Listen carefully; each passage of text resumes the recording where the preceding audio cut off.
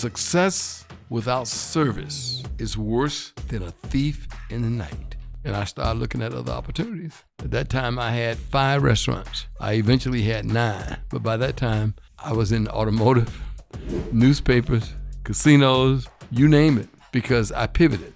Right. I didn't get mad at McDonald's and curse them out. I got mad at McDonald's and made my own plan. During the 1970s, a sign of the times was a rare and unique opportunity where corporate America was actively seeking Black business-minded individuals to take a risk and become entrepreneurs and help diversify the manufacturing supplier pool. If you were bold, fearless, and crazy enough to believe that you could be one of the first Black business owners in a particular industry, then the moment was ripe to be seized. And that's exactly what Bill Pickard did when he launched Global Automotive Alliance and became one of the most successful Black business people in the history of America, with annual sales of over $500 million. Failure will not kill you. It's not fatal. Failure is never fatal, and success is never final. And there's nothing nobody on your podcast listening to us cannot do. I have a very simple saying, and I'll close with this. The world is not fair, but God is. Thank you for tuning in to Give 'em the Business. If you enjoy learning from Black entrepreneurs and business leaders about their stories of adversity and success, please subscribe to the channel and like the video. But more importantly, please share it with your friends because your endorsement is what matters the most. On today's episode, our guest is Bill Pickard, the founder of Global Automotive Alliance, the largest minority supplier of automotive supplies in the United States. I hope you enjoy our conversation where he shares his journey.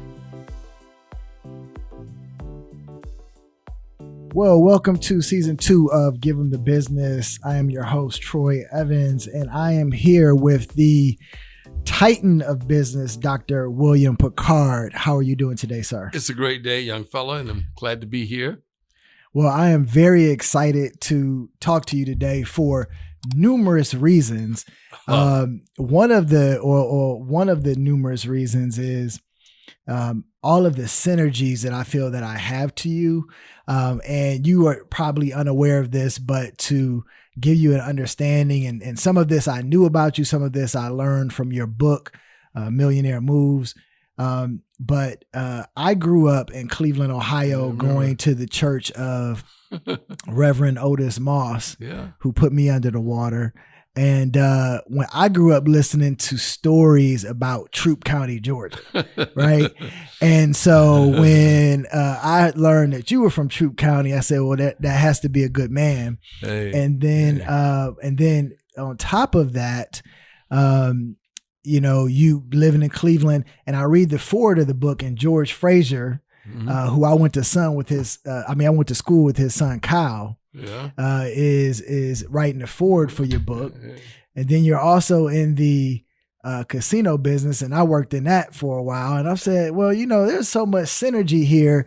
I've got to get this Titan on the show to tell me all his secrets of success. So thank you for joining. Well, I'm glad to be here. But more importantly, those examples tell you that God is able to put you where you need to be. Without a doubt. Definitely. So let's dive in. I read your book recently, and one, I want to thank you for writing it because as steeped as I am in entrepreneurship and as much motivation and drive that I have, I found a renewed sense of energy in reading it. And so, glad that you put pen to paper and brought your wisdom to the table. I want to talk about some of that wisdom today. But before we dive into some of the lessons you've learned, I'd like to learn a little bit more about maybe, where you think your foundation stem from, if they're coming from LaGrange or if it, happened after you moved to Flint or what have you. Tell me about growing up and those lessons you learned early on in life. Yeah, well, that's ironically, all of us have these lessons, life lessons. And just last Saturday, I was doing a program with some students, and these are high school students in Detroit, and we're doing Zoom. And the first question was, tell us about your growing up, which is a good question. Mm-hmm. Well, the irony of life, God is so special because I lived in LaGrange. I was born in LaGrange, lived in LaGrange until I was in the 10th grade.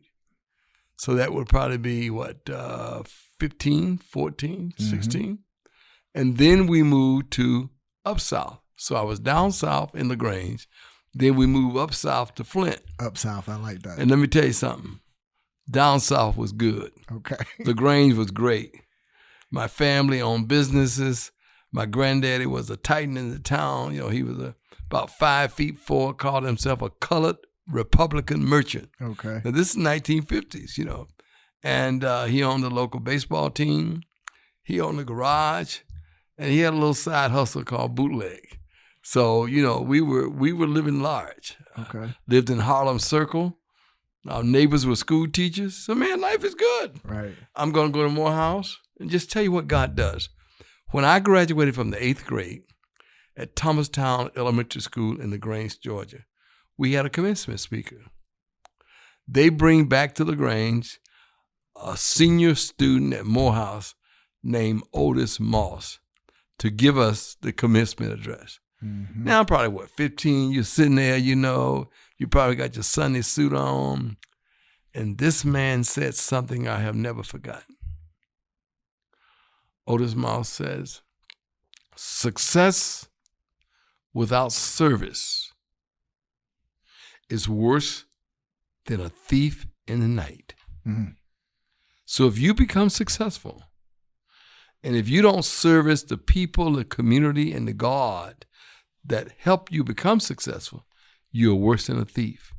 I have never, ever forgotten that one. Well, he is known for dropping some jewels. I like to think that I pull, good information and role model examples from various people that I interact with. But growing up, he was one of my role models that I really looked up to and really admired. When I went, so I was going to a predominantly black suburb school in Warrensville Heights, Ohio, which I'm sure you're familiar with. And my mother got married, and we ended up going to Orange High School, one of the most, wealthy public school districts in the state of Ohio. And for Black History Month, I had Reverend Moss come out and speak to the class, and I was just amazed at the way he commanded that audience of young high school students and whatnot. He's always dropping gems. Yes, it's a gift. Yes, you said he mentioned what is required in terms of service. One of the quotes you had in the book, which I really liked, by Mary Wright Edelman, is service is the price we pay for being.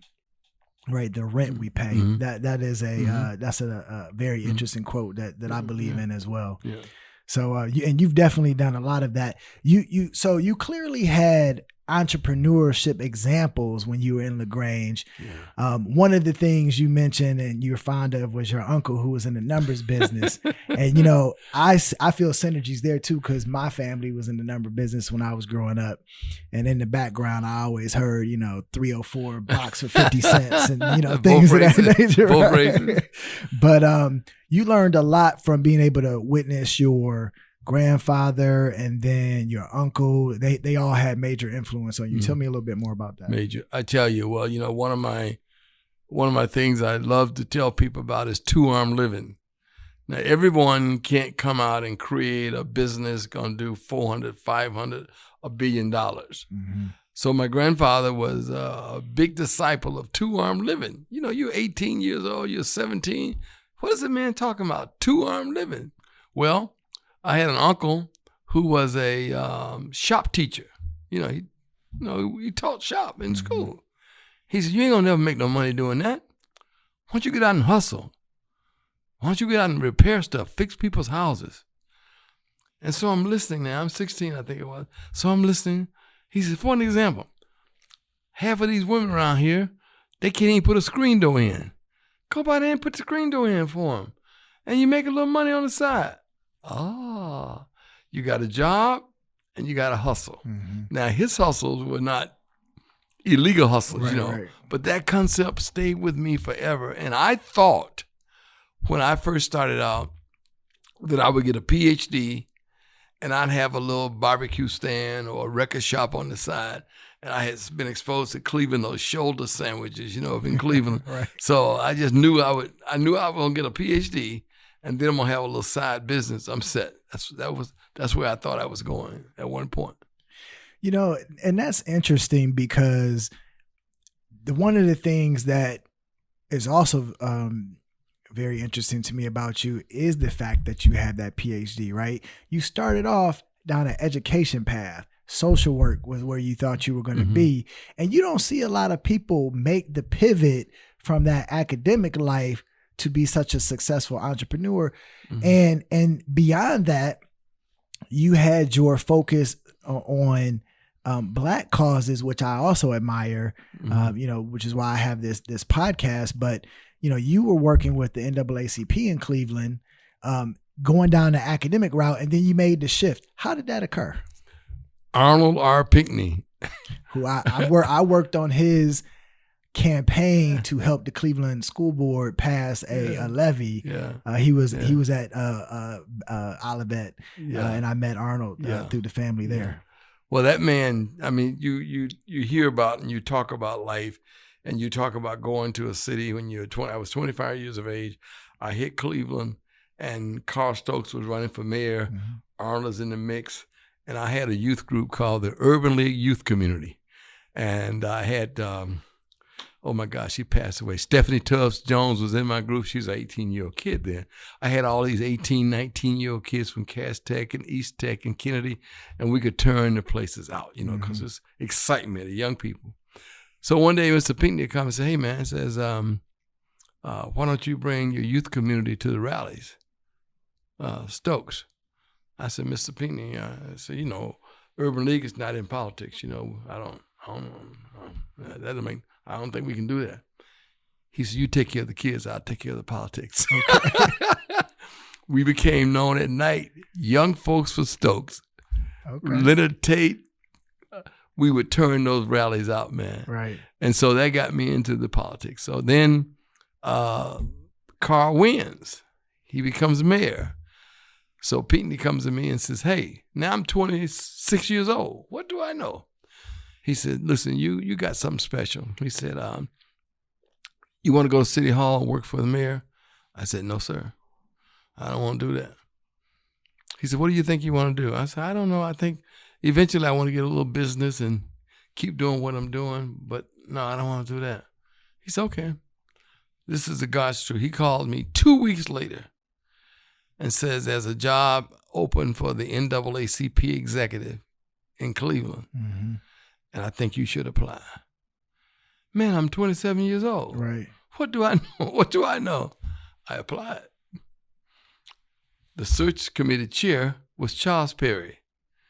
Who I know also. That was his business partner. It's Pinckney Perry Insurance. Right. I got the job. Right. And man, I hit the town at the right time. Stokes is mayor. Black folks are strong, and the NAACP and the civil rights movement is moving. And then along come McDonald's boycott. Right. Right.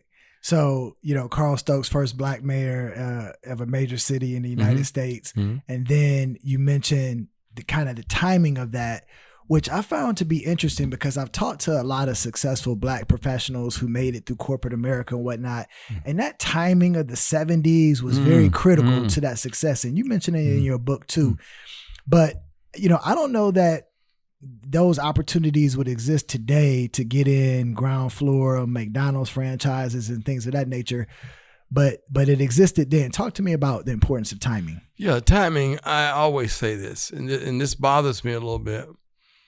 When I hit the late 60s and the early 70s, Black people who were comfortable, middle class, lawyers, doctors, judges, they were pushing to open doors in business for Black people.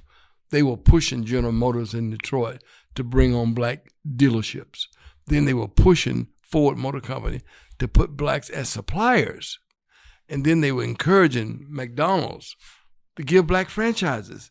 Nobody realized that was not a Black person in America in 1969 that had a McDonald's franchise until Rabbi Hill did this thing in Cleveland. So that period of time was what I call a magic moment.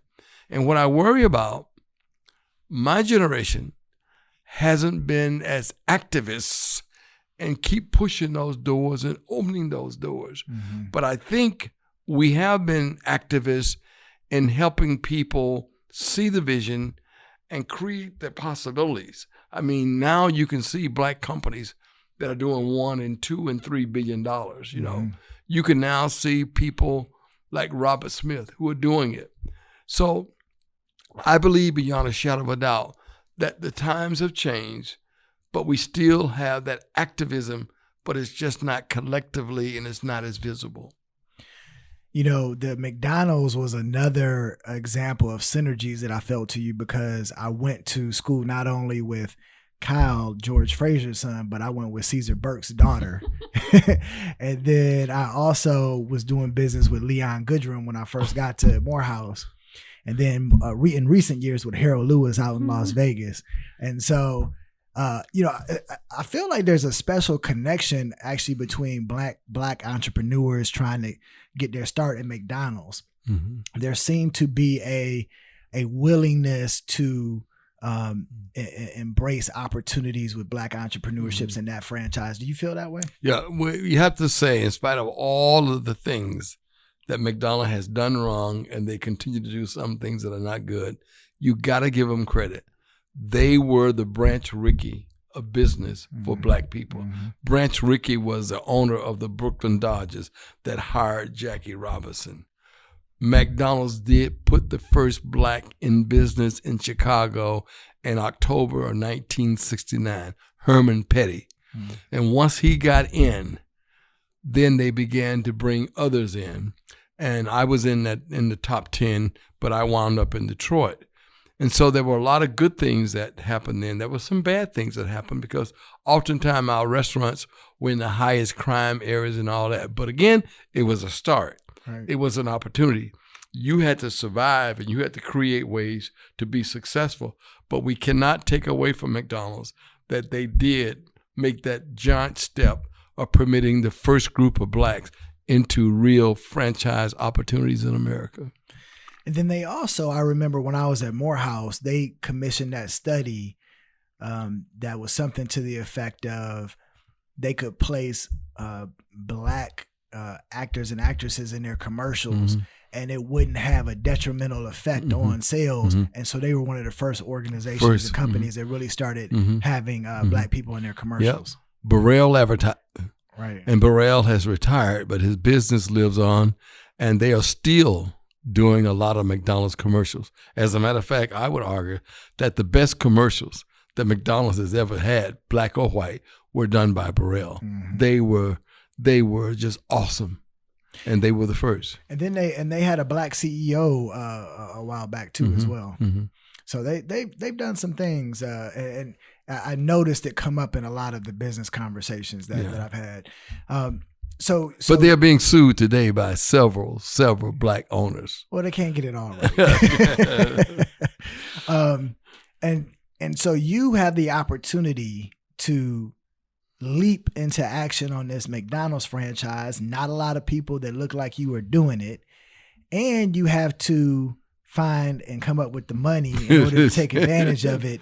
And one of the things that I've struggled with, that I know a lot of black business people have struggled with, that you say in your book should not be an obstacle, is the finance option. Yeah. And I've heard, and people who are well off like yourself and have had success say similar things. I remember Ken Chenault said, if money is your only problem, you don't have one. Right. And you kind of echoed the same sentiment. Yeah. Talk to me about the fact that you overcame what some people would be fearful of to borrow that money. Yeah. And then how would you encourage other people to pursue finance options? Well, I say everything is financeable. Some loans you can get for 3%, some you can get for 2%, some you can get for 40%, right? Some 30%. And obviously there's some money you don't want. You know, I'm not going to talk about street money. But, you know, man, you look back on your life, you say, now, here I am. And I know I was at Ohio State. And McDonald's said, we we want to do business with you 3 guys. It was 3 of us. And we had to have $25,000. Mm-hmm. Now, this is 1970. I'm at Ohio State trying to get a PhD, living on High Street, working at McDonald's. Right. And zero money. You know, I'm a student, you know.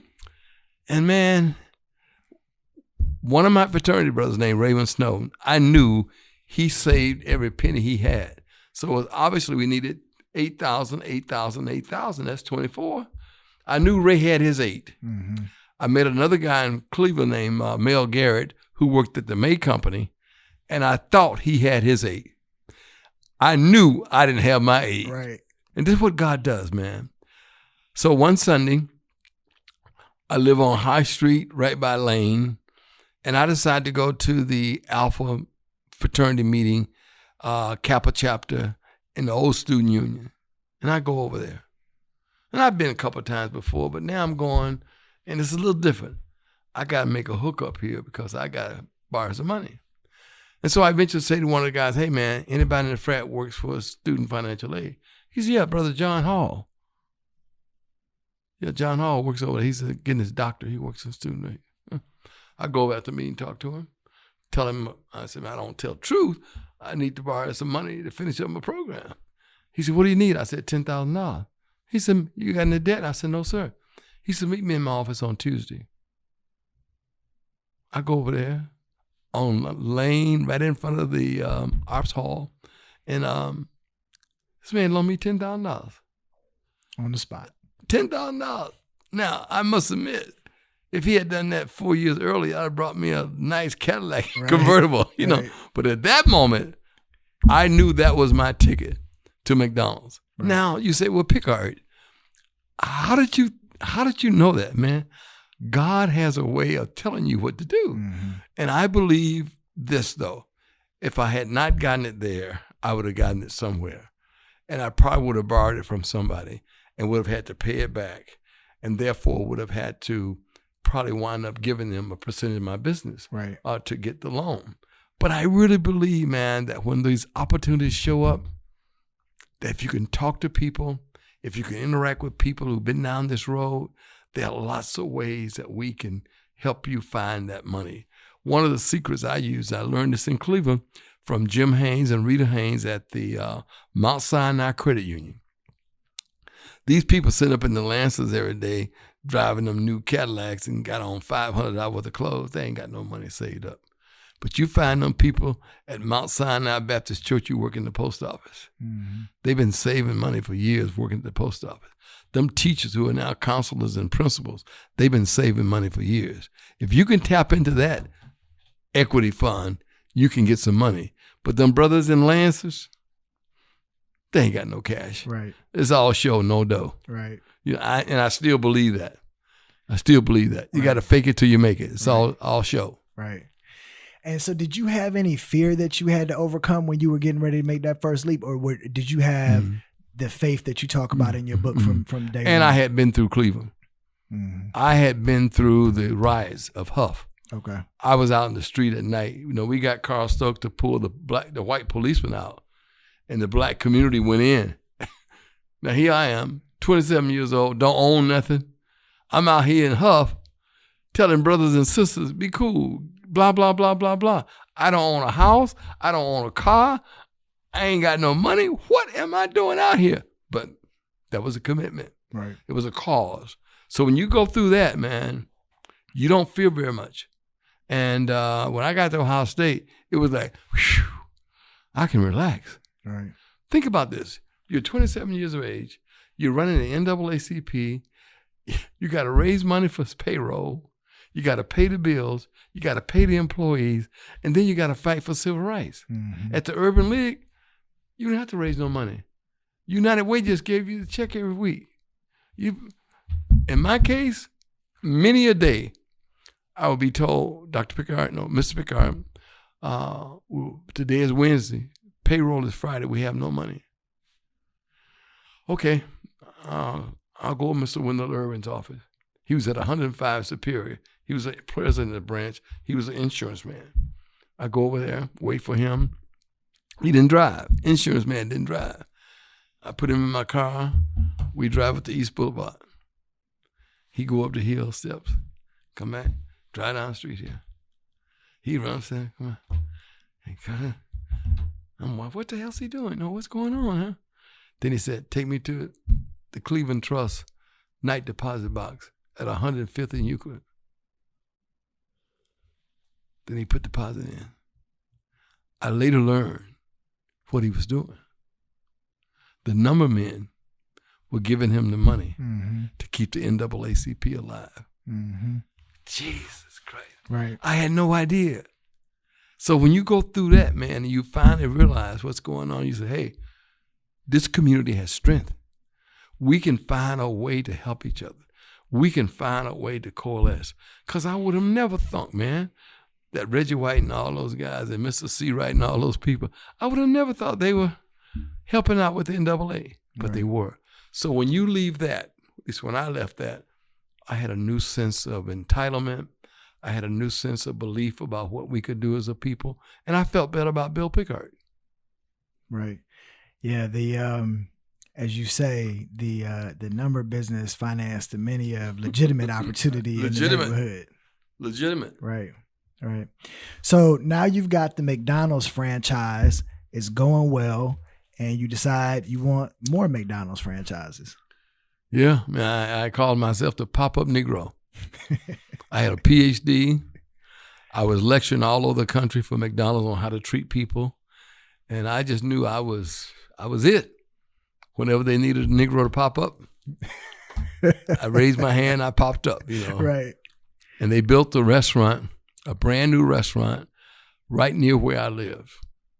I lived in an area that was about like Shaker Heights, one of the few blacks out there in an apartment, and they was going to put that restaurant. I knew the pop-up Negro had it. Right. Pop-up Negro didn't get it. That's okay. You made your decision. Now I'm going to make mine. And I started looking at other opportunities. At that time, I had 5 restaurants. I eventually had 9. But by that time, I was in automotive, newspapers, casinos, you name it, because I pivoted. Right. I didn't get mad at McDonald's and curse them out. I got mad at McDonald's and made my own plan. Right. And I don't know why I didn't do what a lot of people did in that era of blacks.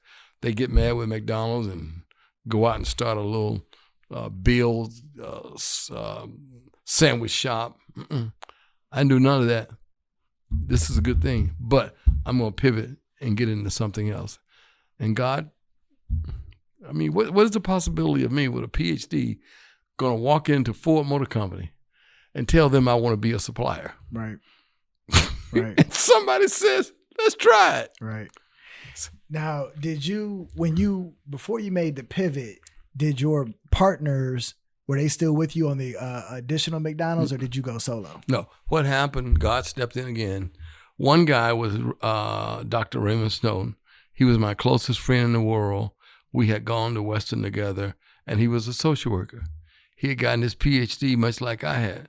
And, we worked in the business, and he died of a heart attack. And when he died, again, I have no brothers or sisters.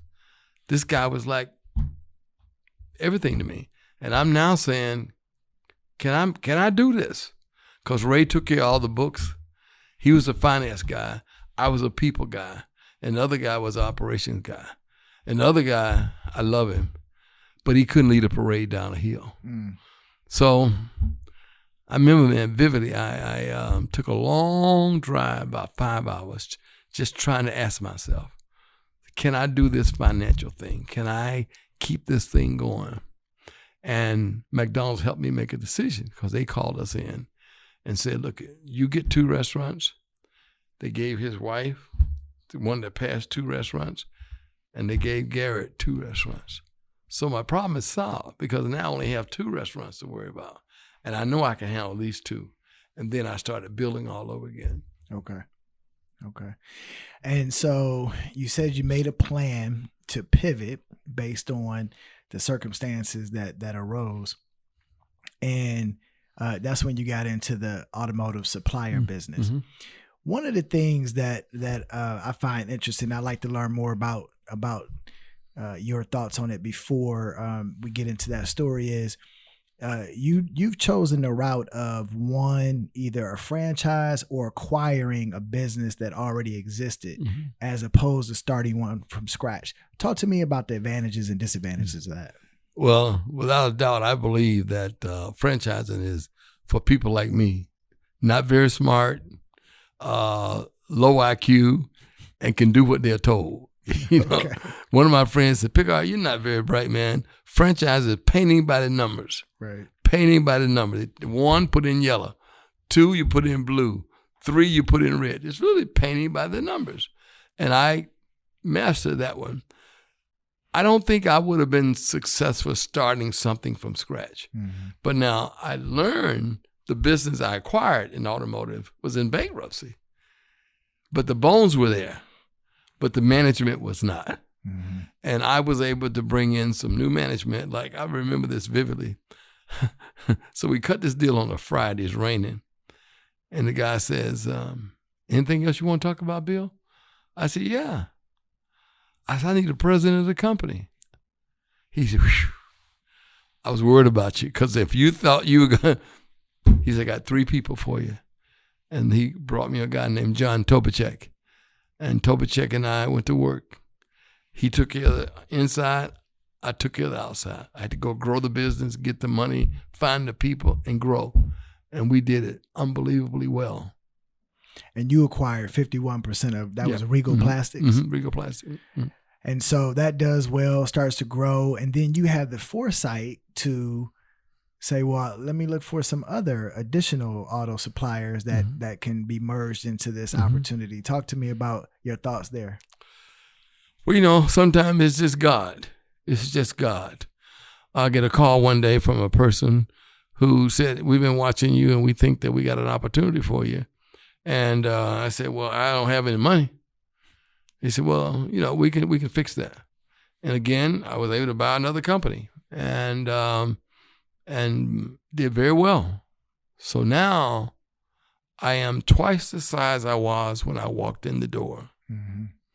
And my customers are celebrating. I'm celebrating. I was in U.S. News and World Report. This bad young man that brought the McDonald's magic touch to automotive supply. They doubled my business. I didn't have the capital. I didn't have the people. I didn't have the processes. And I sure didn't have the intelligence. And I damn near crashed. I went all the way to the bottom. But again, God showed up. Because I told you, when I bought the company, it was in bankruptcy. And I told the men that were losing all their money, if you give me a chance, I'm going to pay you every dollar we owe you, but you got to give me 4 years to pay you back. So they said, well, right now we ain't going to get nothing. In 4 years, maybe we'll get something. Second year, we've hit a home run. My guys come to me and say, hey, Pick, listen, all those guys have written off this debt. We got enough money today to pay them off. Just give them 50 cents on the dollar, man. And we got 50 cents to the good. We turned this puppy around. So let me think about it. So I called a gentleman who became my mentor, Mr. John Sagan. He was the CFO of Ford. CFO. Now here I'm a little supplier with a company doing 40 or 50 million. I called him up because I had met him through Albion College, because I always would go lecture at different colleges. And he was up there one time at Albion. He went to Albion. And so I went to have lunch with him. And I was telling him about it, da-da-da-da-da. And lunch is almost over. I said, but Mr. Sagan, you didn't tell me what to do. He said, tell you what to do? I can't tell you what to do. He said, what did you tell the people that loaned you the money?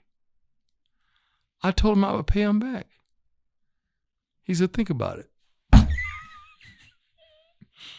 Right. 2 years later, I paid him back. Dollar for dollar. I didn't shortchange him. I didn't cram him. I gave him dollar for dollar, like I had said. So now, it's about 5 years later, I'm back in the soup again.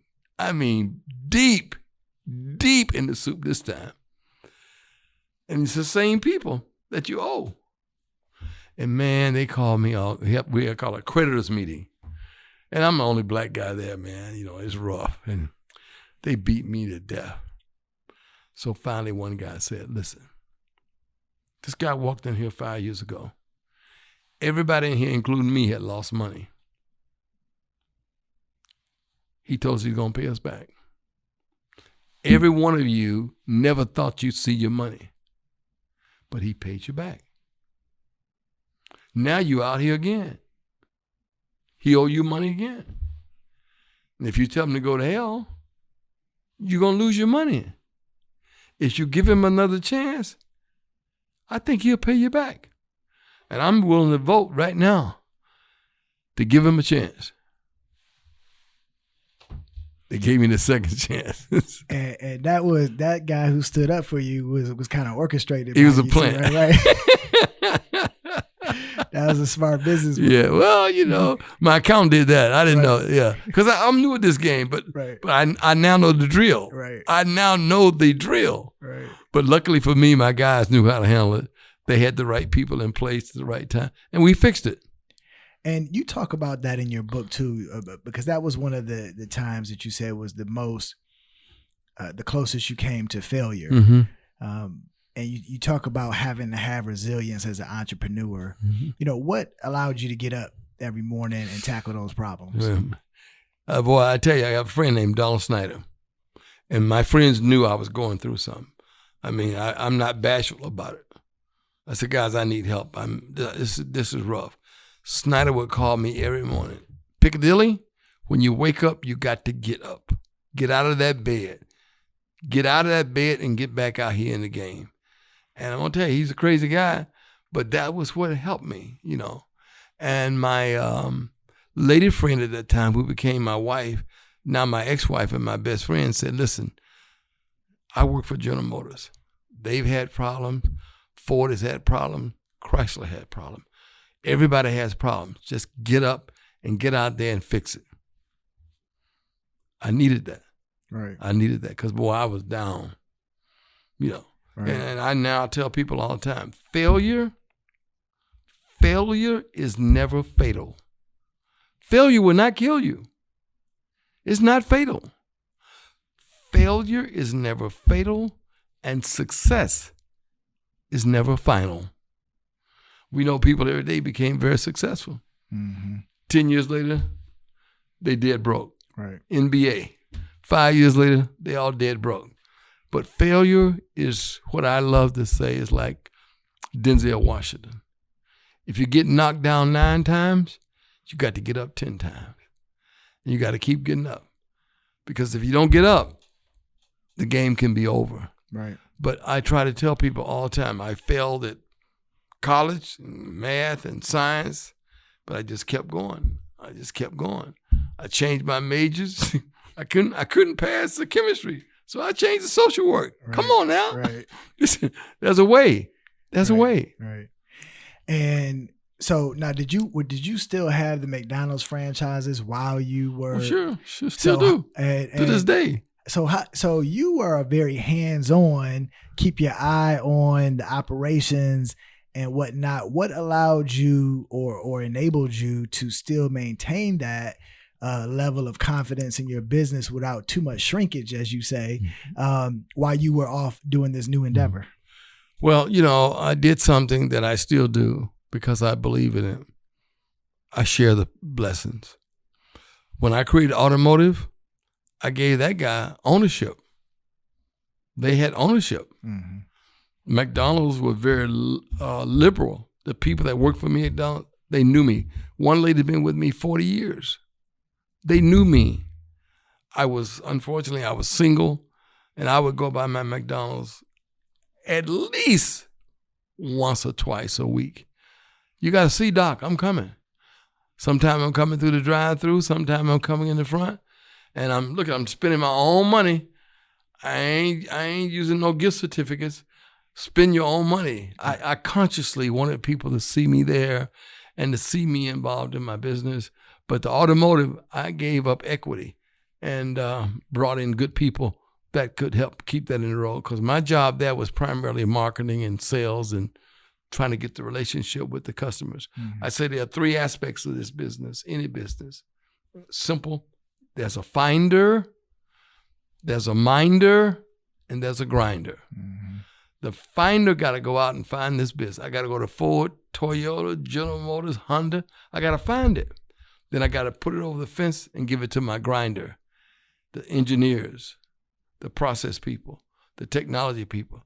Then they got to put it all together and give it to Pookie, who's a grinder. You got to hope he shows up on Monday morning. Mm-hmm. So the finder, minder, grinder. Right.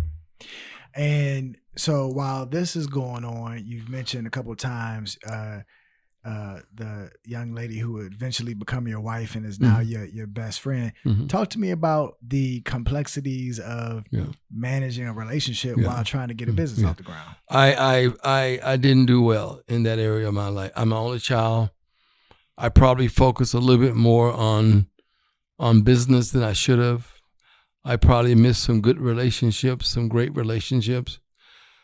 But, you have to make a decision. I wouldn't suggest I have a daughter who's 28 now, and I try to tell her, Mary, you're a great lawyer, but, you don't want to wind up like your dad. I don't have a significant person in my life right now. And I believe very strongly, though, the bad news is, man, I would do what I did over again. Mm. I was driven not so much by money, but someone asked me at Georgia State, I was with Cassius Butts, and a young white girl raised her hand. She said, well, now you all this and all of that, but when you first started out, what was your goal? And man, it almost brought tears in my eyes, because my first goal was to get my mama a house. Mm. And I bought my mama 3 houses before I had 1 house. 3. And now, she would have said to me, boy, it doesn't take all this. Take some time and develop a relationship. I want grandkids and all that. But I was focused on, and it wasn't the money, but I knew that was a magic moment. I knew that these opportunities were not going to last forever, and they did not. Mm-hmm. A lot of them are gone. I was at the Vanguard, and Detroit was different than Cleveland, and Cleveland was different than Atlanta, and Atlanta was different than Charlotte. I would say Detroit might have been the number 1 city for black business people between 1980 and the year 2000. If you don't believe it, go get Black Enterprise and look at the top 100 companies. 20 of those for years were from Detroit, because automotive is so big. Mm-hmm. But then automotive changed. We had a tremendous shift in automotive. They don't want to buy this little widget from one company anymore. They want you to bring a number of parts to the party. And then you had to shift. I had to sell a company, as an example. 4 years ago, sold my biggest company. But I got paid, and everything was okay. Right. So there's a magic moment, though, and you have to seize it. And I might have spent too much time on it, but that's okay. I'm good. Okay. I'm good. And so you also maintained a positive relationship with your ex-wife, and talk to me about how you're able to do that, because a lot of people can't do that. Well, I'm not so sure how you do that. But my ex-wife worked at General Motors, and this girl walked in at General Motors when she was 18 from Mississippi. And when she walked out, she was president and CEO of the General Motors Foundation. That's a journey, brother. Mm-hmm. And out of that, she, I think, acquired a lot of relationships around the country. And everybody knew her, nobody knew me, and she happens to be a nice person. She didn't remarry, I didn't remarry. And I think most importantly, I moved too fast when I got a divorce. I was just, my mother had become ill, and I literally bought my mother another condo and put a apartment in the basement where I was going to stay because I wasn't going to leave my mom. Now, that eventually changed a lot. Other people helped me out. But I don't have any regrets. I am where I am, and I have to make the best of today and tomorrow. But I know one thing.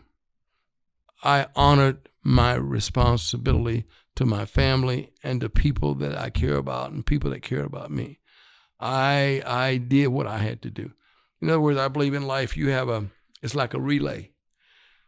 You have so many miles or distance to run, and then someone else runs it.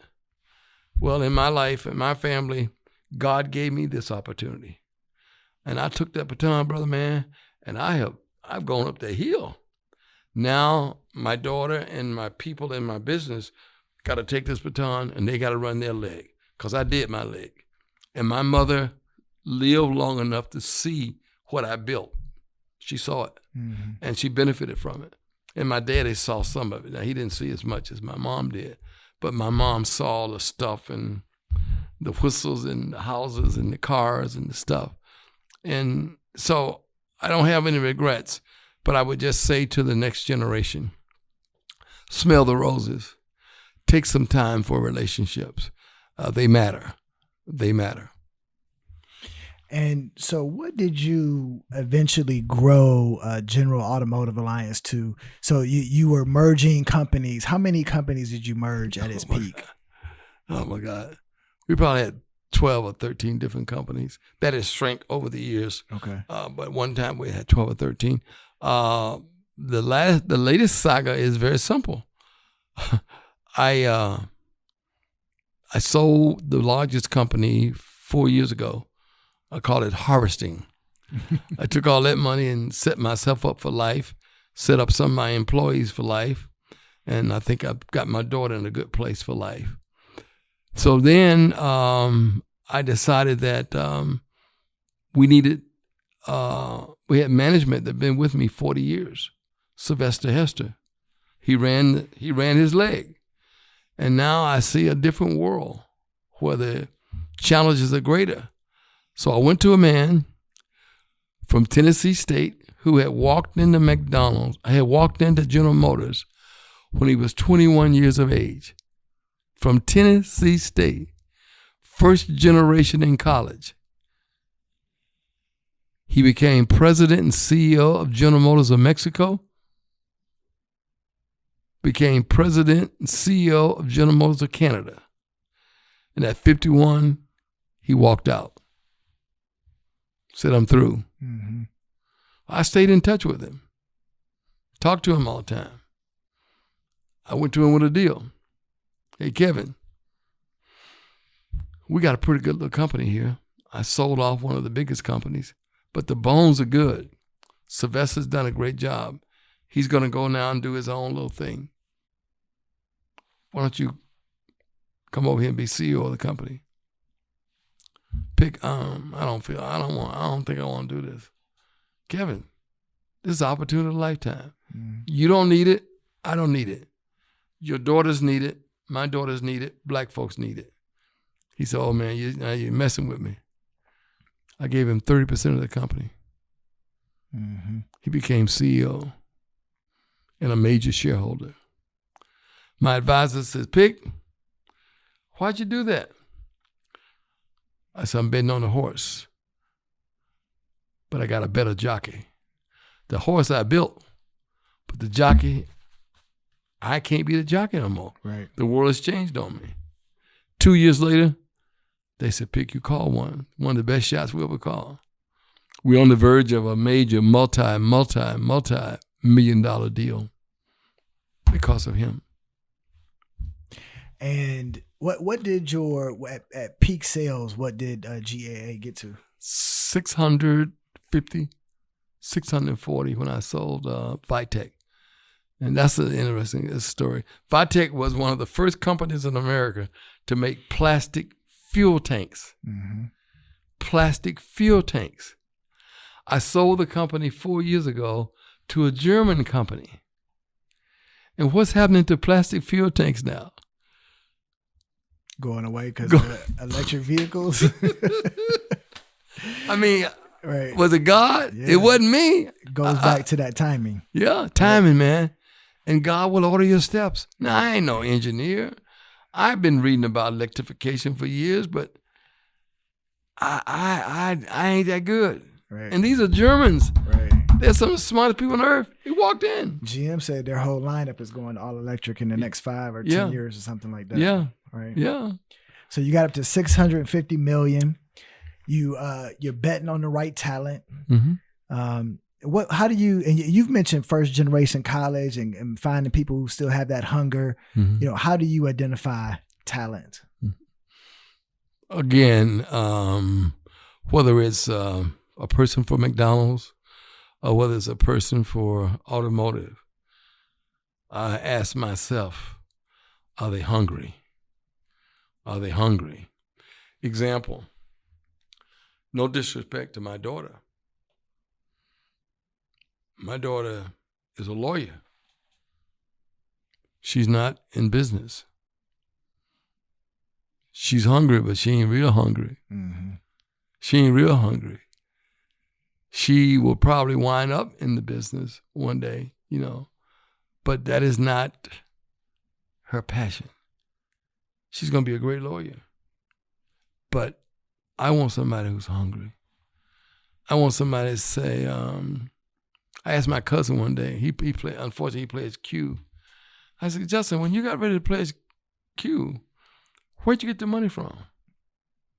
I knew he couldn't call home and ask his mom or daddy for the money. He said, well, my sister had a husband who had died, and she gave me his car. It was paid for. I got a title loan, and I took the money and pledged Q. When I pledged Alpha, I didn't write home as my mom and daddy sent me $250. I wasn't crazy, I washed cars, but I didn't wash cars on campus. I washed cars another city over because I didn't want people to know what I was doing. But I washed cars. It's hard, and it's hard to teach that hustle. Yeah. Because I struggle now. Right now I'm battling with good is the enemy of great, and what I'm trying to instill in my children is the hunger and the hustle that I had. I used to take the Greyhound bus down from Cleveland to the AUC when I was in 9th grade and 11th grade, and you can't walk onto a Morehouse campus or AUC campus and not immediately get hit with the hustle. So I learned all types of lessons from Otis III and others who were already there ahead of me. Mm-hmm. And I got to campus my freshman year, and the first thing I did was go buy $50 worth of Krispy Kreme donuts at 25 cents a donut, and then come back and sell it at 50 cents a donut. That's the concept. Right.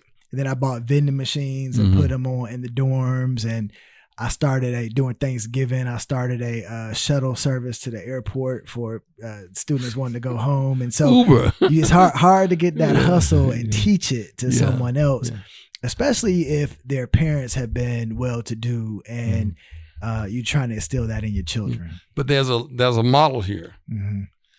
The Jewish community, no matter how much, that next generation still comes out hungry.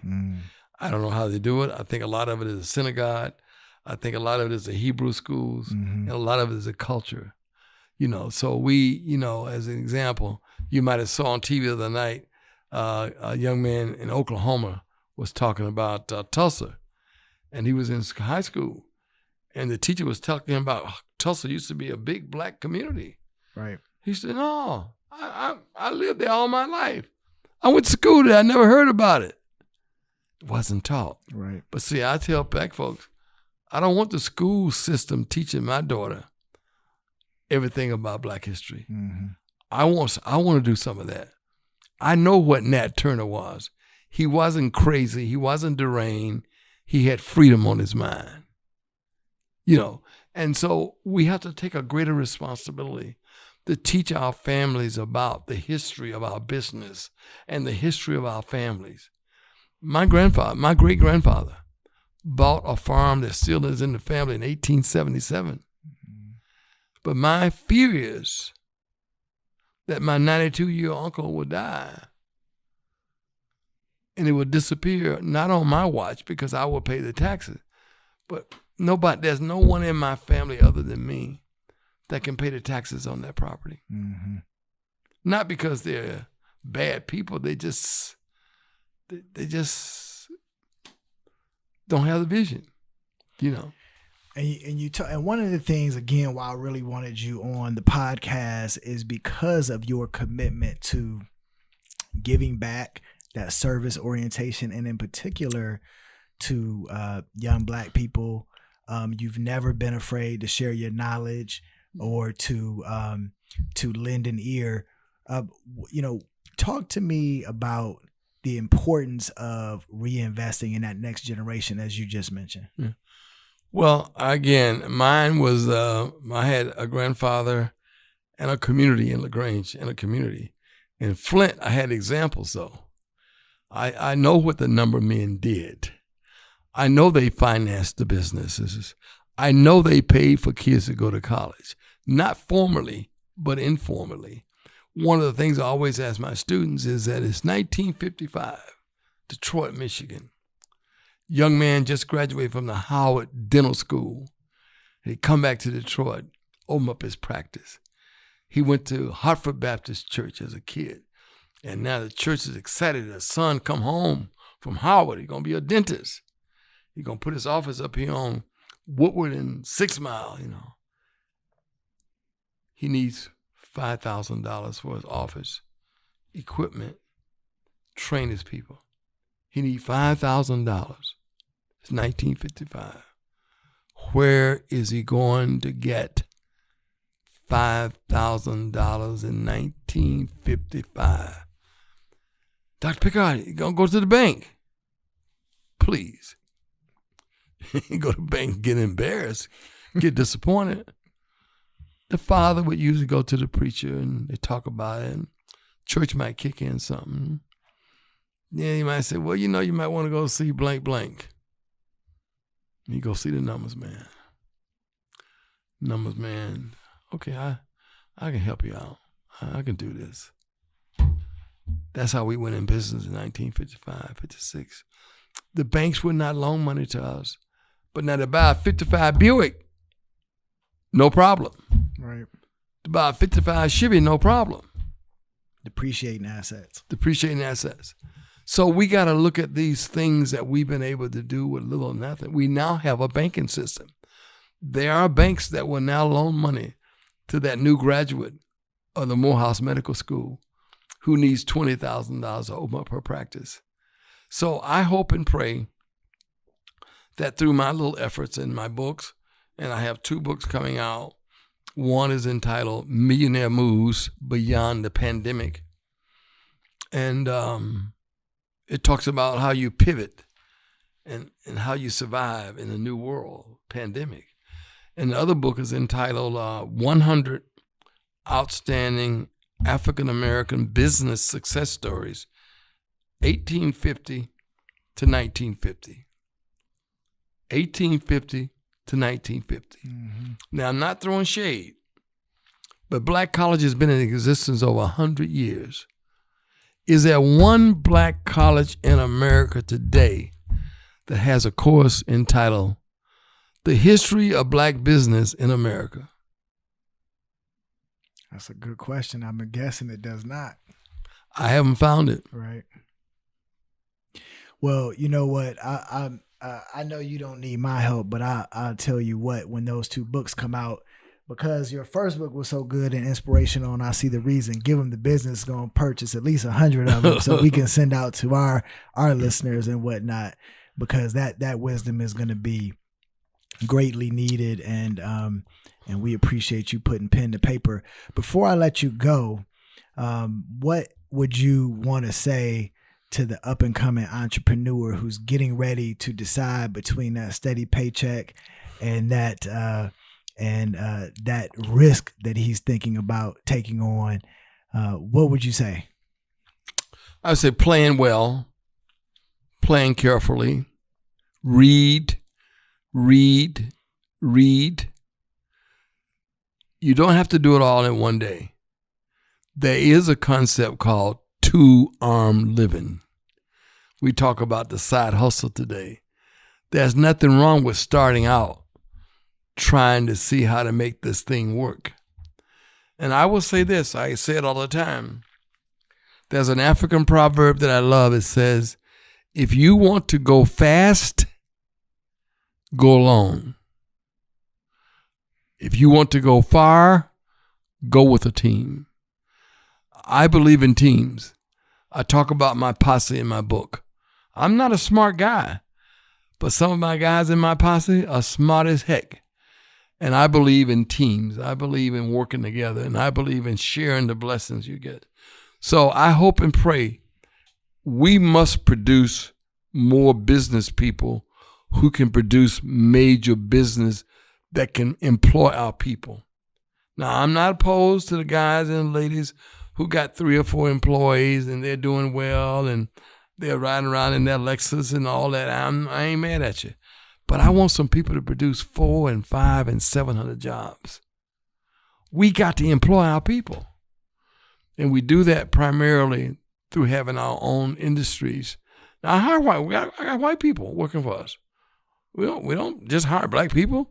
If you're an engineer and you can help us get this part out cheaper, come on, talk to me. But we are intentional about the fact that we have to hire black people also. But I ain't hiring poo-poo that can't help me deliver the product to the customer. But I will give him a chance to come in the door. And if he does what he's supposed to do, we'll have an outstanding person one day. So it is a process. It's a process. But it's not rocket science. No disrespect to white people. They're not all smart. They don't have any magic formula. This is hard work then. First is hard work, no doubt about it. Then all these other things, relationships, timing. But it's hard work. And there's nothing nobody on your podcast listening to us cannot do. I have a very simple saying, and I'll close with this. The world is not fair, but God is. The world is not fair, but God is. And secondly, because I'm from LaGrange, Georgia, I know beyond a shadow of a doubt that anybody from anywhere can accomplish anything if they put the work in. If they put the work in. That's Drake, not Bill Pickard.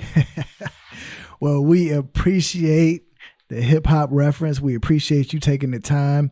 Dr. Pickard, thank you for giving them the business. Great job.